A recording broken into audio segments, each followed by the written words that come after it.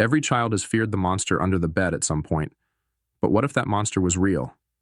This is the story of the shadow beneath the bed, a childhood nightmare that followed one woman into adulthood.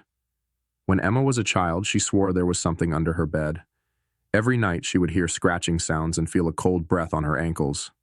Her parents dismissed it as her imagination, but Emma knew better. She could feel its presence, watching her, waiting for her to let her guard down. As she grew older, the fear faded, and she forgot about the shadow. But when she moved into her first apartment, the nightmares returned. The first night, she heard the scratching again. The second night, she felt the cold breath. By the third night, she saw it, a dark, shapeless figure crawling out from under her bed. Emma tried to rationalize it, blaming stress or lack of sleep. But the shadow was real, and it was getting bolder. It would appear in the corner of her room, its hollow eyes staring at her.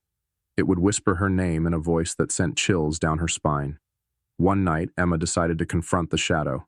She armed herself with a flashlight and looked under the bed. What she saw was something she could never have imagined. The shadow wasn't just under her bed, it was everywhere. The walls, the ceiling, the floor, all of them were alive, pulsating with darkness. The shadow began to take shape, forming into a figure that resembled Emma. But its eyes were empty, and its smile was too wide. It reached out, its hand cold and lifeless, and touched her arm. Emma screamed, and everything went black. When she woke up, the shadow was gone, but the room was different. The walls were covered in scratches, and the air was thick with the smell of decay. Emma tried to leave, but the door was locked. The shadow appeared again, its voice a low, guttural growl. "You can't escape," it said. Emma woke up in her bed, the room back to normal, but she knew the shadow was still there, waiting for her to fall asleep.